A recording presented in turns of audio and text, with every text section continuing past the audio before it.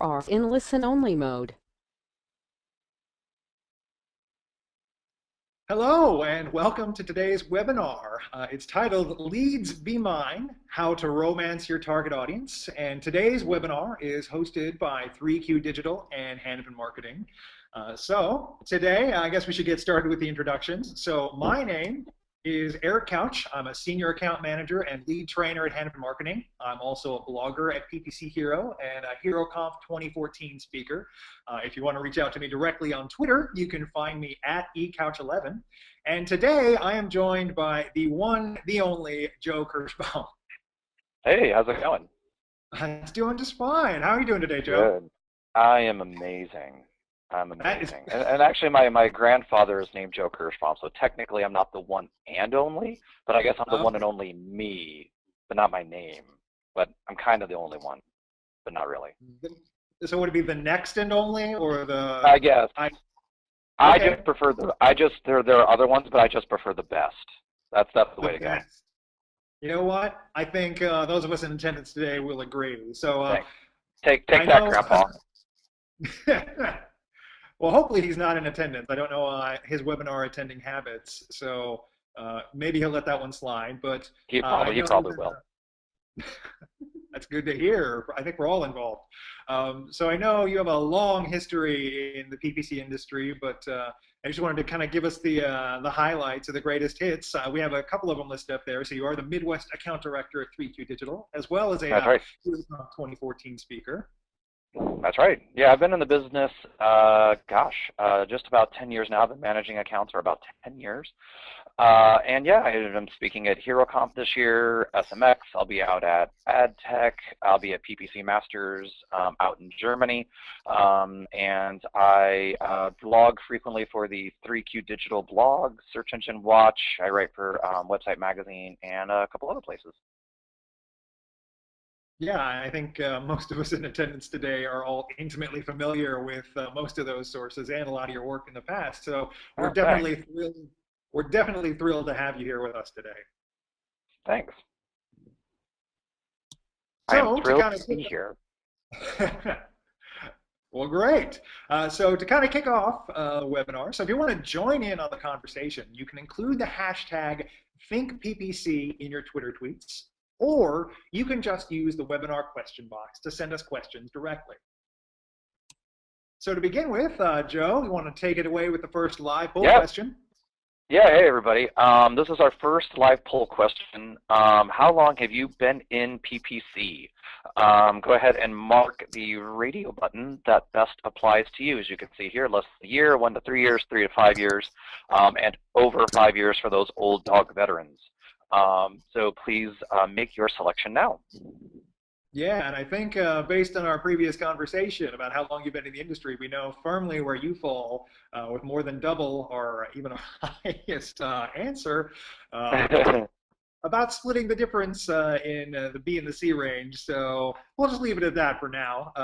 But yeah, so I'm looking forward to seeing how our audience answers this particular question. And it looks like it is pretty well balanced.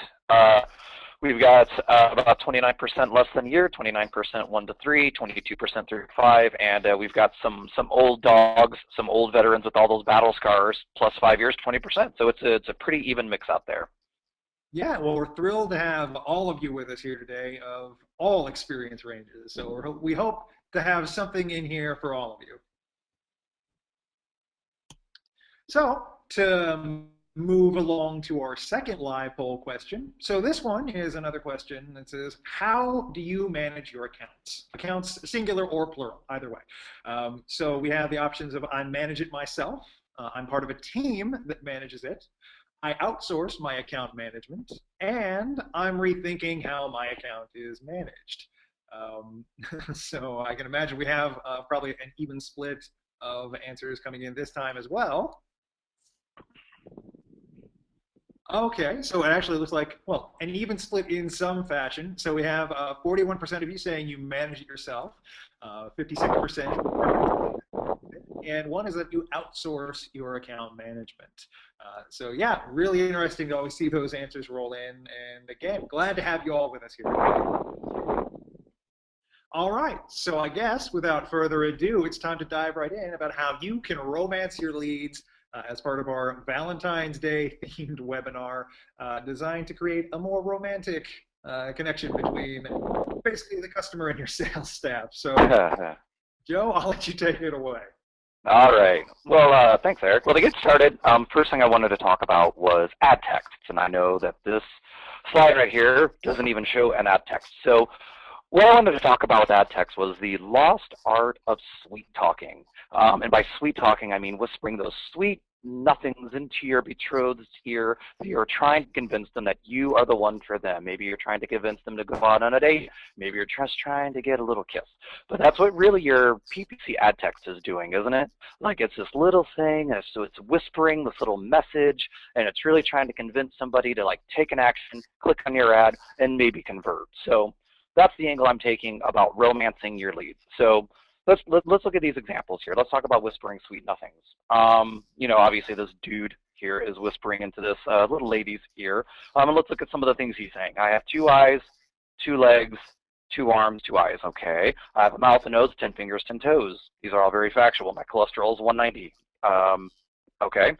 Each day he takes about 23,000 breaths. His liver is the largest internal organ. Without breaking a sweat, he can type 38 words per minute. That's about average, and he's never had a cavity. Way to go, dude. I don't know about you, but none of these things would necessarily, I don't think anyway, depends on who you're talking to, would really sweet talk somebody into maybe going out on a date with you. Really may not even sweet talk them into talking to you.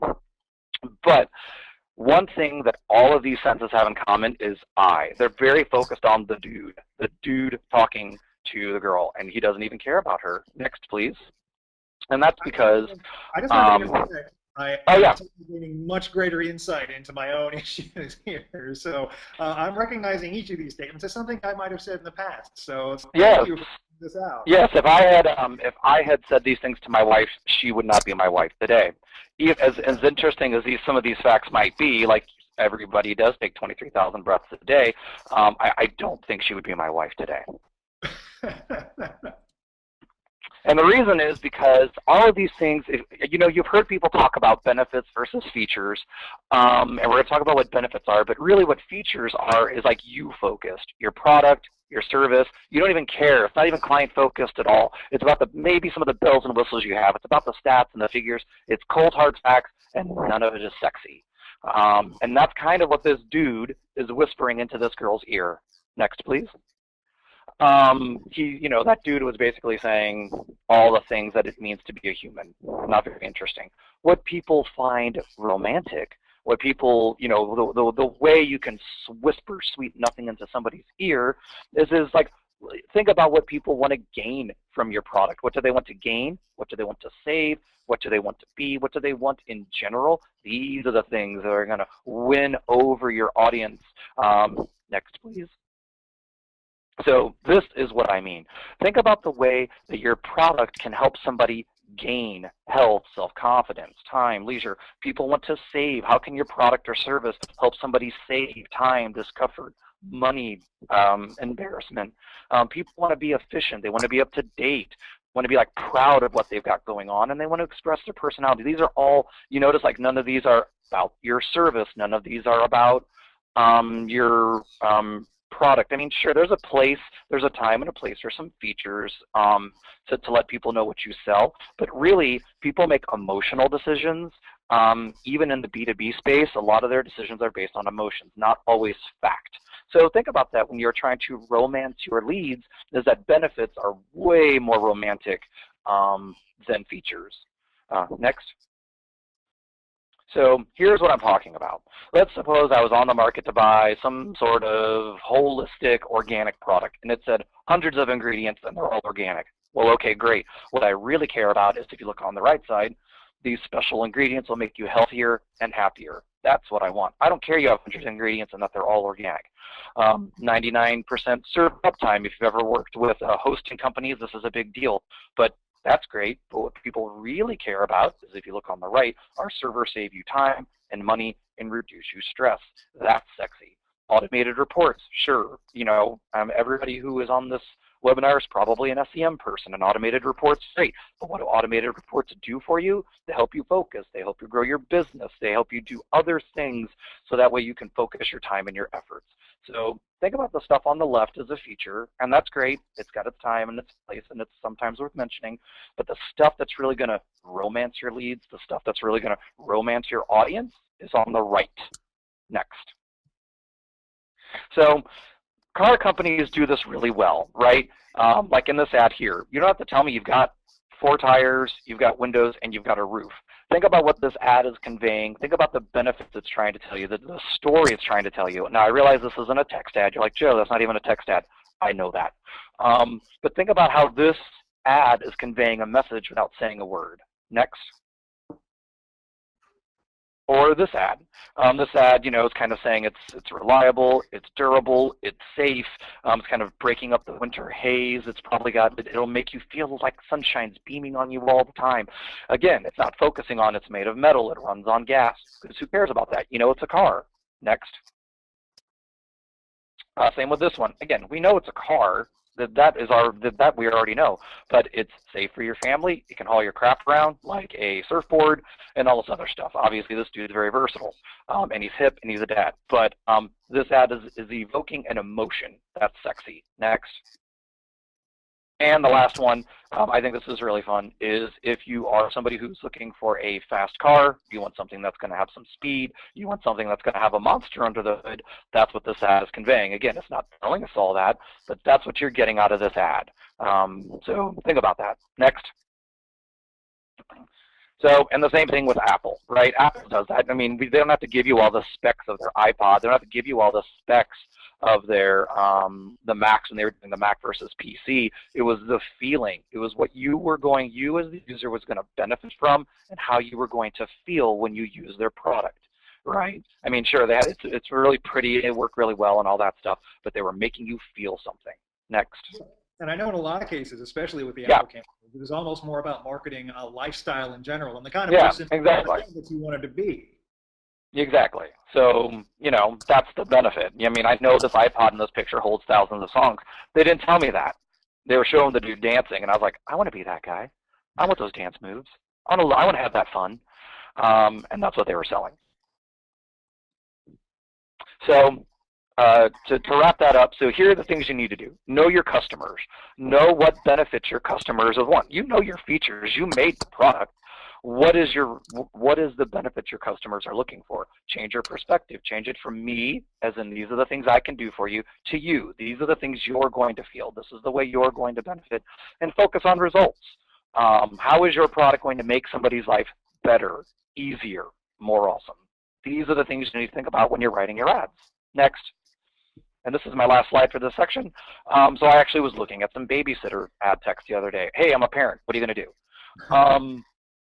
And some of the things I was looking for is like, you know, something that was trustworthy, reliable, sensitive, thorough, authoritative. Like, these are the things I was looking at. And really, none of these ads, like, moved me emotionally. None of these ads made me go, I need to click on this today. Sure, there's some things like Care.com mentions featured in USA Today and ABC News. Okay, that's kind of trustworthy, maybe kind of reliable. But, you know, like one of the ads is like fast and easy. I don't care about fast and easy. I'm hiring somebody to take care of my kid. You know, I want something that I can trust. The one that I thought came closest, even though it's not great, is the ad that is second on the right is Go Nannies, which is find a nanny near you. All right, fine, everybody says. But I did like the last line, which is guarantee and free background checks, because that's important as a parent. So, you know, those kind of romanced me a little bit. So, you know, just think about that as you guys are writing your ads and you're testing your ads. Think about how these can help you romance your audience. Yeah, those are all excellent points, and especially considering what you said about wanting to make sure like the safety of your kid is paramount. It's really funny that I see so many people emphasizing like the inexpensive babysitters. Like, I know. Like, I want the cheapest babysitter I can find. Quality. I know, exactly. And if you guys notice this, and this is another thing to take away, which I just thought of, is like another thing you guys need to think about when you're whispering sweet nothings in your ears is like all these people are whispering the same nothing in my ear. All these ads are interchangeable. So, you know, just think about that. Yeah, absolutely, and a lot of excellent points there, especially kind of thrown into relief here with these kind of ads in practice. Like as you said, the only one that really kind of speaks to what you as a parent are kind of looking for is that Go Nannies, even though, as you said, it's not the best ad in the world. I'm sure No. you can probably write one that's about 9 times or 10 times better than that. But the best of a worst selection, I think it does pretty well. Great. So the next point that we wanted to make, kind of piggybacking off of what Joe had been talking about, is bringing sweets to your sweetheart. So a lot of the time, so you can write a really compelling ad by stressing the benefits, not just the features, but something that can really help you kind of turbocharge your lead generation efforts is to create a compelling offer that goes hand in hand with your ad copy. You know, you can feature it both in the ad and on your landing page. Because basically it provides your user with an additional incentive to convert. So I'm going to show you a little bit of a miniature case study in a second here. But just to kind of talk about it, you have to kind of think of yourself as playing matchmaker between your customer and your sales team. So you can emphasize certain things in your ad copy. So we already talked about features and benefits, placing more emphasis on the benefits to your service. But there's also things like special offers, like rebates, white papers, and guides that, again, provide an additional incentive to convert, because lead generation is all about creating high quality opportunities for your sales staff to close sales. And this can be another way to emphasize the benefit to your customer. So in this case, so take a look at that third point there under offers in your ad copy. So talking about rebates. So in your ad copy, again, going back to what Joe said about emphasizing benefits over the features, you don't want to just say, hey, we have a rebate. This is a thing that exists. We've always had more success when it's declaring the benefits behind that particular rebate. So saving up to $100 or $500, however much it might be, provides a much greater incentive than just quoting, say, a newer, lower price point, because that may not even help you if your price point is still going to be that much higher than the rest of your competition. And it's the same way with something like a white paper or a guide, where you're learning how to why as opposed to just offering a free guide. So learn how this product can help you achieve your goals. Learn how this particular service will basically help you achieve your dreams, rather than just saying free white paper. One of those is way more compelling than the other, and that's usually reflected both in click-through rate and in conversion rate. This can also help you overcome some competitive disadvantages in the marketplace. So it'll open the door for your sales team to have a conversation that would otherwise remain closed to them. So one of the clients that we've been working with, they were working in sort of high value industrial equipment, and their price point was pretty much about 1.5 times higher than the rest of their competitors in the space, because a lot of their advertisers were third-party dealers who were selling the same products, but they were doing so with dealer incentives and other things on top of it that they could basically have a lower profit margin than the actual direct client could. But we were able to mitigate this by offering these additional benefits, so a rebate in this case, as well as a product guide, and basically gave their sales staff the opportunity to explain the additional benefits in person with a more personal touch. Because one of the things that they found is that the conversation that occurs is between the sales staff and the actual customer can be more effective than just the ad itself. We only have like 25 characters in the headline, 70 characters in our ad copy to make a compelling offer. So we have to hit the highlights and then provide an opportunity for the sales staff to make the sale. Because they're going to be way more adept at mitigating some of these issues than, again, a character limited ad will. And in addition, these product guides, white papers, can be used as an additional sales tool to help convert these leads into actual sales in the back end. So the ad and the landing page can act kind of as your elevator pitch, but your more elaborate features and benefits, that conversation can happen in the product guide with the white paper. You can even answer common objections in there or concerns, sort of preemptively. And the big idea behind this is really that you're providing your customers value in return for their contact information. Basically showing them that you care, which I guess kind of just goes hand in hand with our theme of a more romantic lead generation effort for Valentine's Day. Now, that being said, bringing your customers gifts and providing them with incentives to convert doesn't really mean anything if you leave a bad first impression. So, Joe, I'm going to do a little bit of a test with you here. So, All right. what is your first reaction? Let's say you're going on a date. We don't have to tell your wife about this in particular.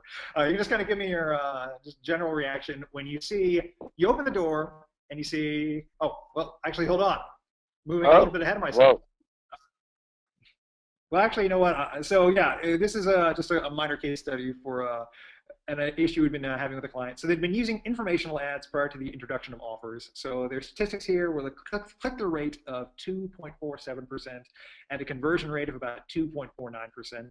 And in July of 2013, the client began to heavily emphasize alternating offers.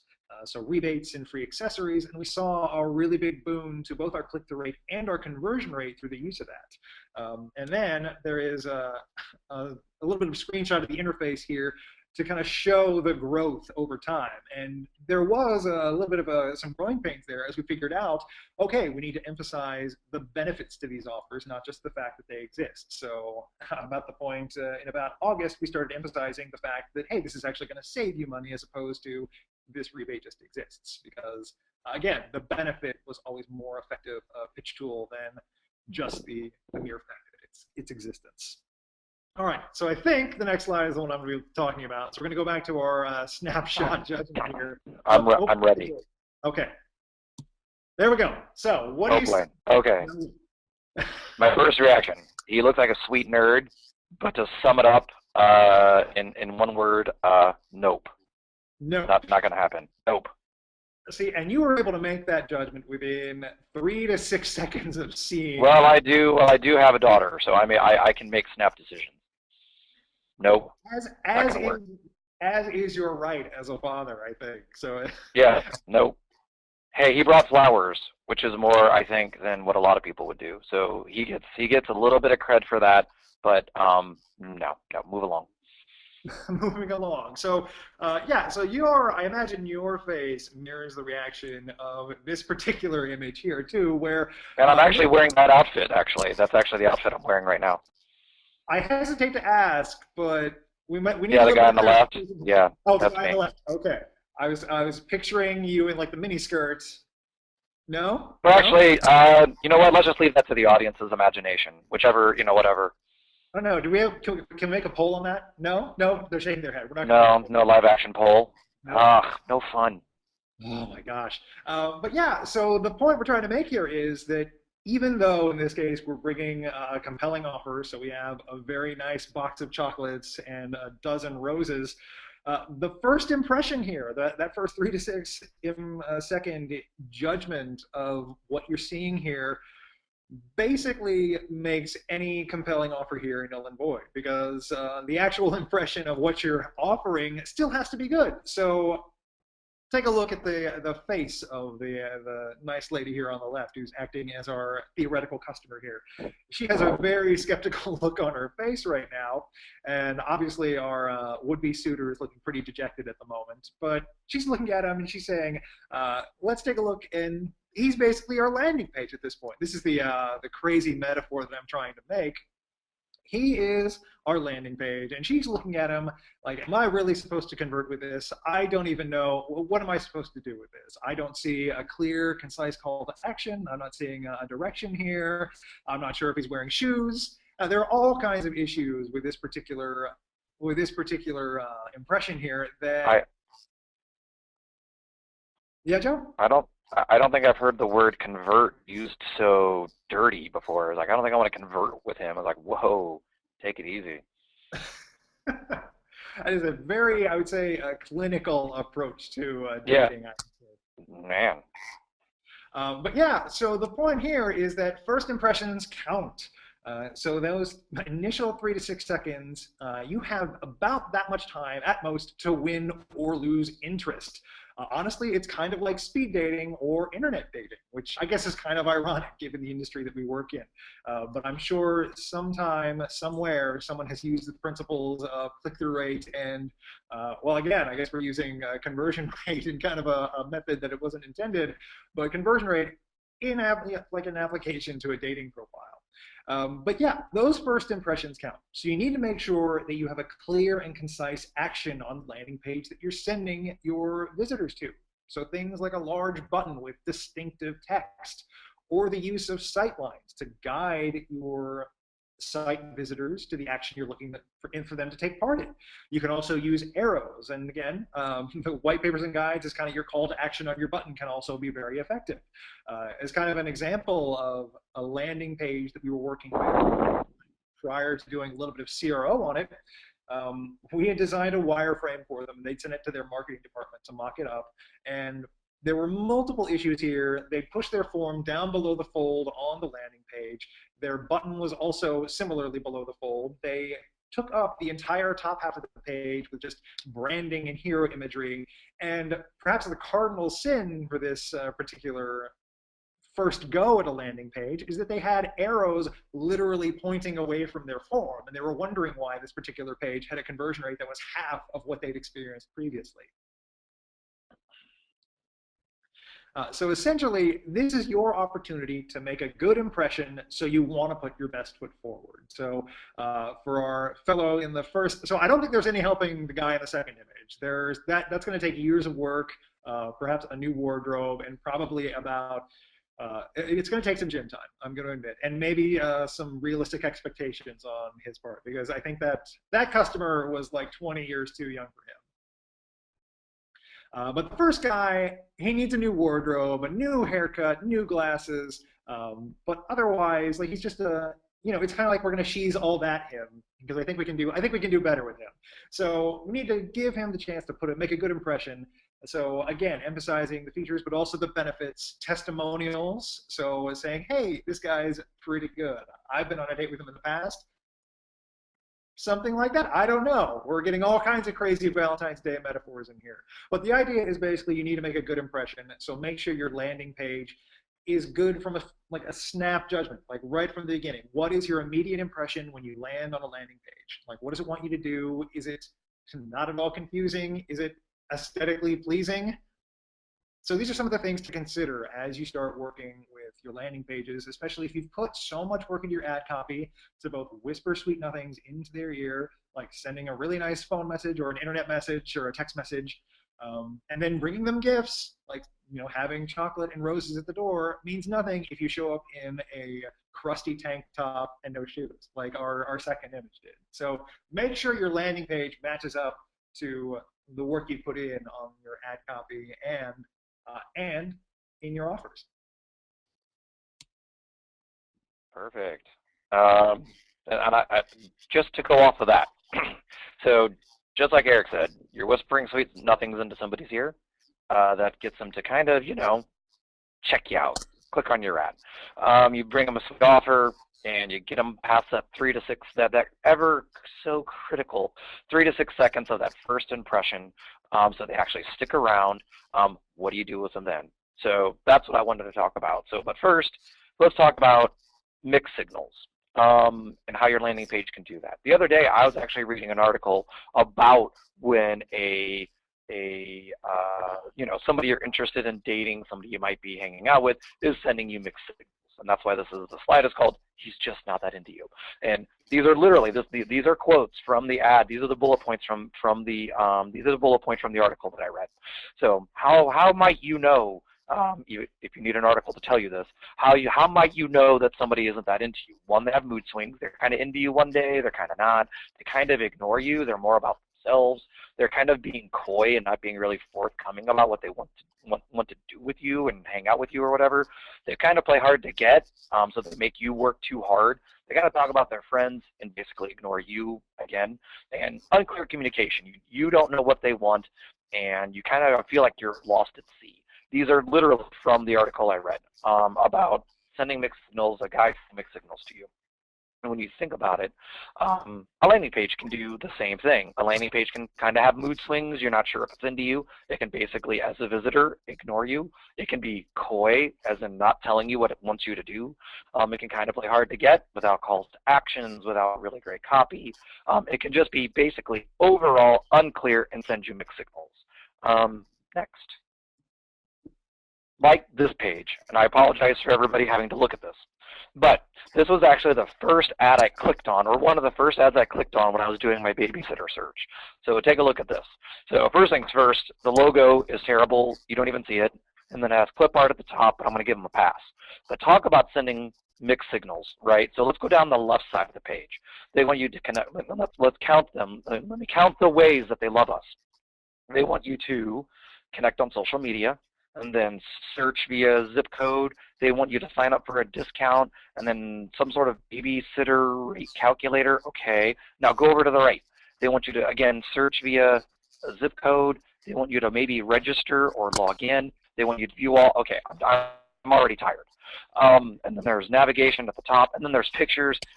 I'm already tired of talking about this page, but talk about sending mixed signals. And you don't even know what to do. You don't know where to go. Where do you start? That's what I'm talking about with when we were saying that somebody's just not that into you. You know, the pictures of the people are fine, but, you know, as a parent, I don't even know where to start. And then one thing I noticed the other day after I was looking at this image, I took this screenshot about 2 days ago. And now look right underneath the names where it says last sign-in in that little gold box. Last sign-in October 30th, November 6th, and November 6th. That's pretty bad. This doesn't even look up to date. It doesn't look relevant. The whole thing's just a big mess. So maybe because the image is okay, maybe you would get somebody to stay for that first 3 to 6 seconds like Eric was talking about, but talk about somebody not knowing what to do with you if you get them to stay at all. So I know this is a really bad example. It's actually a good example of a bad page, but really think about this when you are thinking about your landing page and you're wanting people to stay longer, you don't want to send mixed signals. This page is awful. I'm sorry, Babysitter's Registry, but I just got to tell it like it is. Next. Yeah, well, I'm sure Adrienne S. is a very capable babysitter, but the fact that she has no reviews and hasn't signed in since 2013, definitely very problematic. And I think I had the same reaction. I had the same reaction to this page. Like, I did the same nope as you did to our poor suitor in the first slide. So, oh, man, that poor guy. Oh, my God, I just realized something else. They're right above Adrienne S. where it says Sitter City. That's an ad. That's a paid link. What? Because this is not Sitter City. I just realized that. Oh, my gosh. All right. This page has gone from worse to even worse. So yeah, now this page has gone from being the first image from our first impression to the second. So I think, man. Oh my gosh, it's getting worse. Maybe we should get off of this before I find anything else that makes me sick. I think every time we've discussed this page, it's been something new. Because I think we have like the services featured on. Like, I'm willing to bet the top right services featured on has links to those other to like. Oh my God, you're right. Okay, yeah. So yes. This is like an onion, and I can't stop peeling it, and I'm like crying, and it keeps getting worse the further down I get. All right, so we won't torture you anymore. We'll move on to the next slide. Awesome. So, how do you not do what that page is doing? How do you not send mixed signals? So you get somebody to stay for longer than 3 seconds. What you have to do, like that page did not do, is keep it simple. Make sure it's very, very clear what you want people to do. Keep it useful. Make sure, remember, we focused on benefits, about what people are going to get off your page. Keep it focused. Remember, like we were saying, people are all over the place. It's like speed dating. You got to keep it focused. Keep it obvious. Obvious as in what is your value proposition and what do you want people to do. And keep it real. And that really just goes for life in general. That's just like the motto I live by. But your landing page should keep it real as well. So that one I really don't have a great example aside from keep it real. Next. I know Joe Kirschbaum always keeps it real. I keep it real no matter what I do. Even if I'm just eating lunch, I keep it real. You know, real lunch. So this page is keeping it real, right? Okay, this was an ad that was listed on the same page for babysitters, right? So again, when I was looking at the babysitter ads, I was looking for trustworthy, reliable, sensitive, thorough, authoritative, all those things. And this page, it does a lot of it. Think about it being focused and simple, benefit-driven. So obviously the form is very easy. I know what they want me to do. Right below that, you can see how it works. So they're making me feel safe. They're showing me how these things work. I can trust their service. And then obviously I don't have a screenshot of it, but safety matters. They talk about how they screen all their nannies. They screen all their babysitters. And there's actually stuff below this screenshot that I took. But there's a lot in here that elicits all those feelings that I want to feel. So think about that first page we looked at, that nightmare, compared to this one. And who would you sign up with? So this is the way you would I was romanced by this landing page. I saw this page and I said, this looks great. The image is great, the form is great, and the content is good. So this romanced me, and I am now dating this landing page. We hope you have a long, fulfilling relationship with one another. But I did want to point one thing out. So this is the landing page for Sitter City. So I'm going to go right back a couple slides to the other landing page, the one that unfortunately I know. we never I go know. to. Yep. But Sitter City. And there's the ad. Yeah, that's the ad. So luckily, there is at least a link on this page to a much better service / landing page. Yes, good call. At least you can get out of here. Exactly, to a much better experience with Sitter City. So exactly. Well done, Babysitter Registry. That's the one thing you got right on your landing page, is to take people away from it. And well done, Sitter City, for their good targeting and landing on a proper page. Absolutely, good for them in many respects. So all right, they win. So the live poll question number 3. So what's the biggest mistake you can make on a landing page? So I think we've talked about quite a few so far today. So we have confusing design / navigation, no clear call to action, too many fields on a lead generation form, or inconsistency with ad copy and messaging. So yeah, we've pretty much all the big hitters for this particular poll question. In your experience, Joe, I know it's probably hard to pick between all these, but which one would you say is the worst one you can make? Oh my gosh! You know, you're right. For me, each one of these will apply to like a different business. You know what I mean? But I think, oh gosh, I'm gonna go with the one that I think is super detrimental. I think is confusing design and navigation. Because call to action, not having a call to action really stinks and lower your click-through rate. Having too many fields, obviously, on a lead form can be really detrimental and inconsistent in copy and messaging. But I just feel like if people don't know where to go or what to do and the whole thing's a mess like that babysitter page, they're not going to do anything. They're not even going to be able to determine the rest of this. What do you think? You know what? I'm going to have to agree because if you get lost in a landing page, there's no coming back from that, because right. If you're call to action, a button is still going to be a button. It's still going to be highlighted, and you're still going to know at some point to click on that. But if the design even takes you away from that, this is a more fundamental issue with a landing page than even just right. So according to the poll, so we're going to go over the results right now. So 20% of you have chosen confusing navigation. So we had we had some dissenters in the polling audience today. They're right. Instead, they're all right. Well, that's the thing. I think with this particular question, there really is no wrong answer this time around. So you can make a pretty good case for all of them. So 49% of you went with no clear call to action. 11% went with too many leads on a lead, or too many fields on a lead generation form, and 20% of you went with inconsistency with ad copy and messaging. All right, so yeah, definitely a lot of mistakes. You can make a ton of mistakes on a landing page. I think we pointed out 4 of the biggest offenders here, as well as especially with that Sitter City pay, or not Sitter City, but the Babysitter Registry. Yeah. They pretty much had just about all of them. So a good example of something in practice to not do. You can find an example of this, of each one of these on that other page. All right, so we're going to move on. So Joe, are you making? All right. I don't know. So let's say you whispered sweet nothing into somebody's ear, right? You gave them a great offer, like we said, for the ads. You got them to click. Okay, great. And then you got them to stay for longer than 3 to 6 seconds because you kind of finessed them. Okay, great. And then you gave them a good landing page, and it kind of romanced them a little bit, and then they're kind of into you, but they still say no. right? They still reject you, and they don't want to go out on a date. They don't want to date you, whatever. Yes, there are other fish in the sea, but maybe you want that one person to come back to your website and to convert and for you guys to hang out and date. So that's the question. Are you magnetic enough to get them to come back? And when they do come back, can you actually get them to convert and become a customer? Next.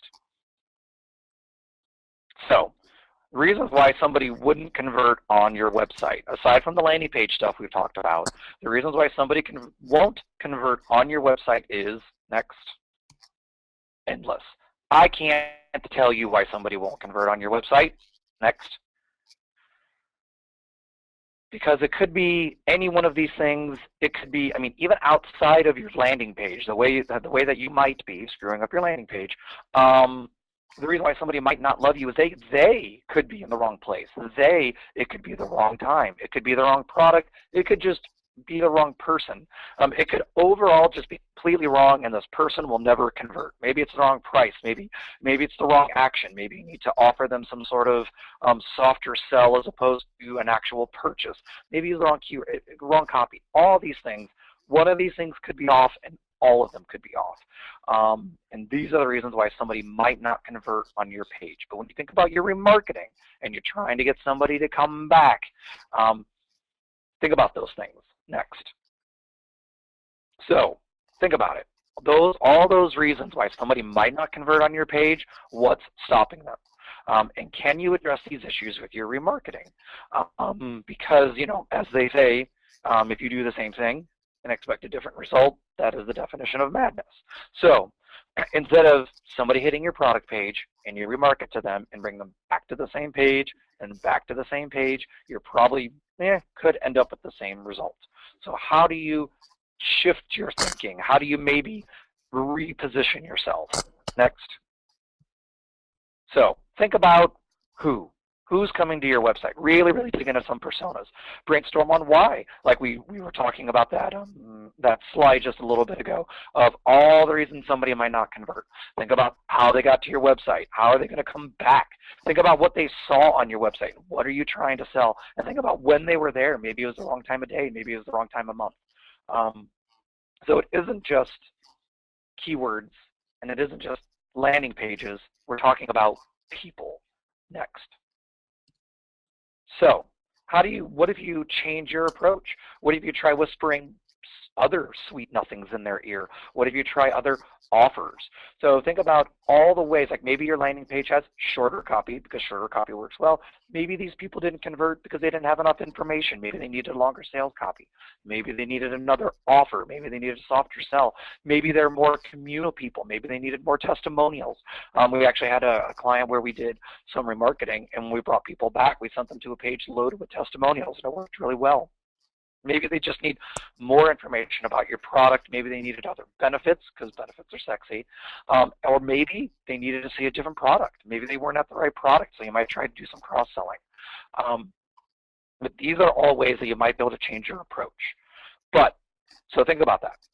One thing, though, I always like to tell people when you try to change your approach and you try to talk to people in a different way, next, is not to avoid the race to the bottom.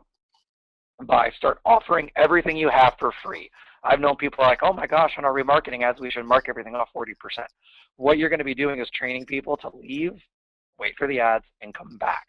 So just make sure that the approach that you take still benefits your company, that it doesn't negatively impact your ROI, and that it actually is actually helping your sales process. So that's what this image is all about. So just make sure you're avoiding that.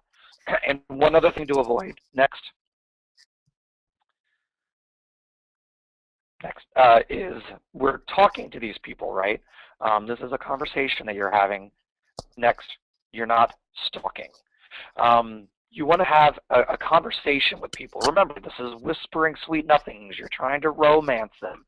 So don't just follow people around kind of like a stalker, which, you know, in this romance theme is, you know, one way to show somebody you like them, is have a conversation with them and try to then encourage them to start a relationship with you.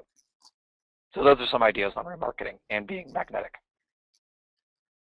Yeah, so I had just one quick question. So I know we're slowly running out of time here, but so what Yeah. about your thoughts about impression caps when it comes to remarketing? Since you mentioned not stalking them, like maybe keeping some space, some distance between you Oh and yeah. your loved ones, it's like an effective Oh yeah. tactic. Oh, absolutely. That is cookie length, making sure you're not targeting somebody forever, and impression caps per day is a good way not to stalk people. All right, yeah, excellent tips there.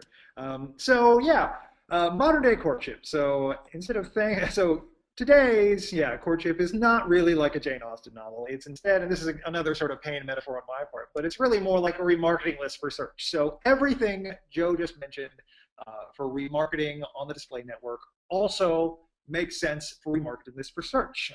Just the one benefit you have on a search campaign is that you have the added benefit of additional keyword targeting. So you can get much more creative both with your audience segments and in the terms you're targeting. So in terms of your creative search audience segments, again, lead form visitors versus converters, you can segment by specific product pages. So maybe you found that people, when they view one product, tend to either view similar products or convert on other ones. You can remarket those to people who haven't converted the first time around. You can used by brand and generic campaigns. In addition, you can also make decisions on what to do with your search campaigns and your converting visitors. So is there any further need to advertise to those people once they're already a lead? So as an example, we've worked in some cases in the past with clients who sell subscription services. So they are lead generation, so they do like free trials, but once they've already converted, there's no need to stalk them anymore, to creep on them, as Joe so eloquently explained. So for this particular client, or this type of client, in the past, we've excluded login and account page visitors. So those are people who've already signed up with the service. And to also help with that, you can stagger your audience list duration. So you can exclude them for the first 30 days while they're still feeling out their relationship with your client to see if they actually want to continue to be a part of this service. And then if they do decide to continue on, you can continue to exclude them because they're going to be cookied by the login page, or you can reintroduce them into your remarketing process to try and win them back after a messy breakup. It's not always going to be successful, but you can occasionally win back an old flame. And in addition, you can also use competitor terms. So you can basically target people who are searching on the search network with their competitor terms, and then use remarketing ads in search to, again, kind of stalk them a little bit. You may be, I guess in this case, might want to leave that campaign a little bit budget limited just to not creep on them too much. But the idea is to be magnetic, as Joe said, and not stalking somebody like this fella right here, spying on other suitors in a pretty inventive form, if I must say so. Like, I actually kind of like that swan costume, but maybe That is a that good says looking more swan about costume. me Never thought I'd say than. So anyway, moving on. I think everybody got a bit too much of an insight into my own psyche with this slide. So we'll move on to our next point, which is building a long-term relationship. So you have to understand that lead generation isn't just about entering in the contact information into the form and then getting that form submission and then just having them become a lead in somebody else's system and then never talking to them again. A long-term relationship requires work, both in terms of the sales staff that's going to be interacting with these leads, but also your role as the provider of these leads and knowing how they perform on the back end. So this is another pain metaphor that basically says you should really get to know your CRM platform. So know your lead to sale metrics and then integrate that with your PPC advertising campaigns and measure them. So make sure you know your cost per sale or interview or subscription, whatever your primary key performance indicator is. Make sure you know how that relates to the leads that you're sending to your sales staff and measure your return on ad spend and investment. So know the technical requirements to properly measure this. So in some cases, that means you're just going to have to tag your URLs with specific parameters that'll integrate with Salesforce, and then make sure you have like login information to Salesforce itself so you can download those reports. And then it doesn't take a whole lot of work on our part to actually tie these metrics together. So the next slide here is just sort of an example of a really basic return on ad spend report that basically shows how each campaign performed in terms of generating revenue for this client.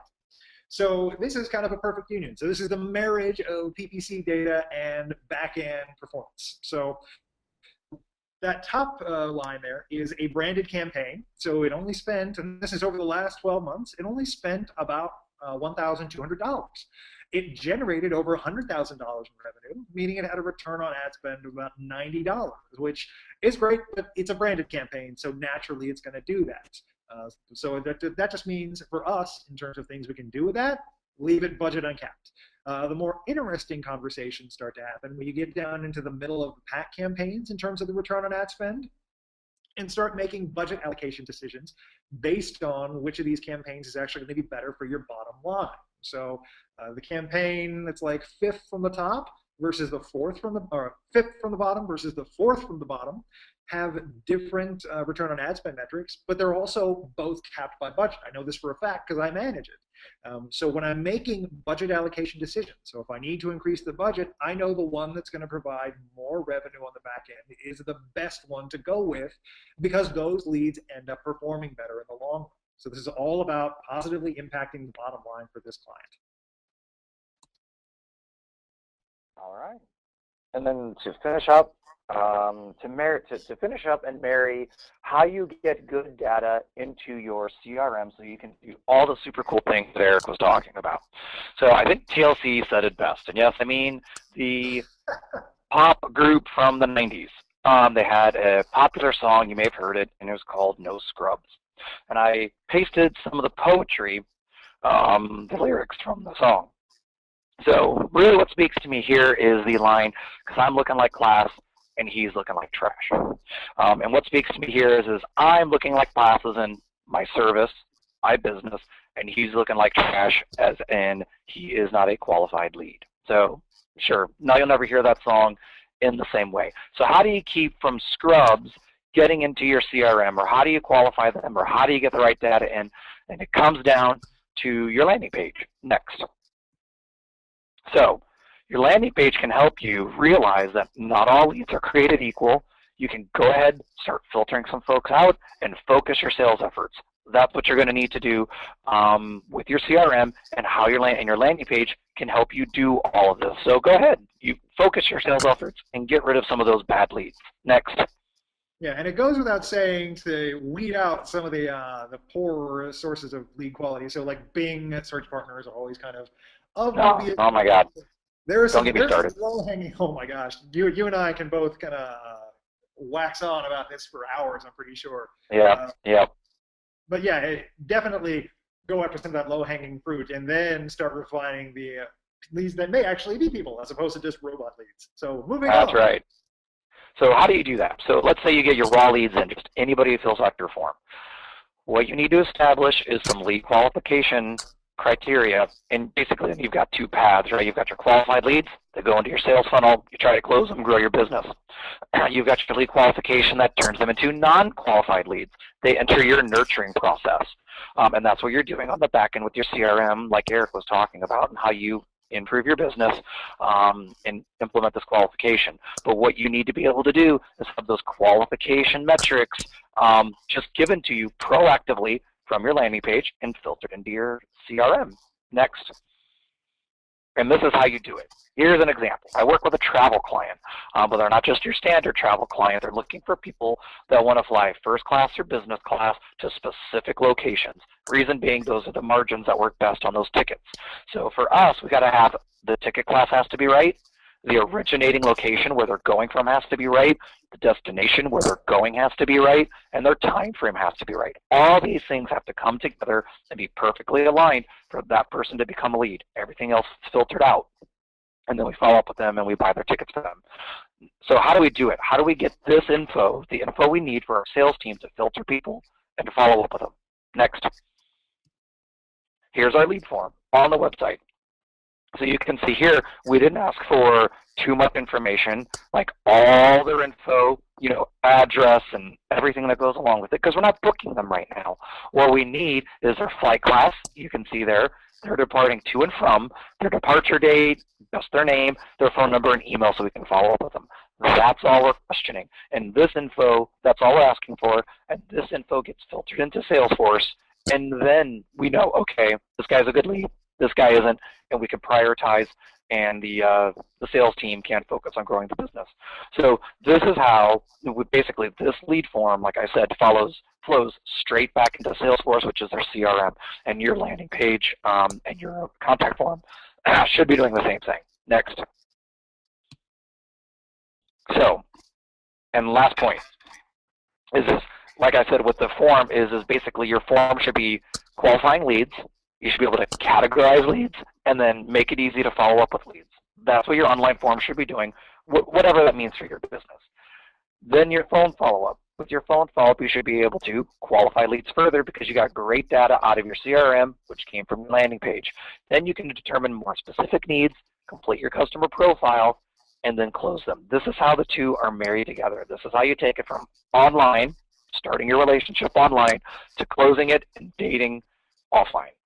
Next. And to summarize, keep calm and no, I don't want no scrub. Oh my gosh, yeah. Every time I see that, that makes me crack up. So, all right. Actually, I have a tattoo that says that, actually. No, I'm kidding. You know what? I'll leave the audience to believe you or not. I'll let that be there. There you go. So our last live poll question of the day is, would you like help with your PPC accounts and management? So we have the following answers listed below. So we have a free account assessment from Hanapin Marketing, which is for accounts spending more than $20,000 a month. A free mini audit and analysis of your AdWords account health from 3Q Digital, which is for accounts spending more than $50,000 a month. No thanks, or both. So our next portion, so we're going to leave that poll up and running. So it's time for a live Q&A. So since we have a few questions here, I think we have about time for just about 2 of them. So I think we have some good ones here. So Joe, what do you think is the balance between emotion and relevancy, especially when it comes to like both the ad copy and the landing page? Since I know we talked about making the benefits are more of an emotional pitch as opposed to the features, which are more mechanical and I guess kind of cold. Right. Well, I think, well, that's a good question. There's obviously a fine line, but we got to go all the way back to account structure. And if your account structure, basically, if your account is structured properly, you should have no problem getting your keyword into the ad while writing copy that is benefit focused. If you've got like 40 keywords in your ad group and you're trying to squeeze them all into an ad text so that it seems relevant, you're not going to have any room left to romanticize people. You're not going to have anywhere to put your benefits. So it goes all the way back to account structure, and we do prefer using single keyword ad groups, so that way you can basically get your keyword in the ad and say, okay, done. Now I need to romance them with the rest of the ad copy.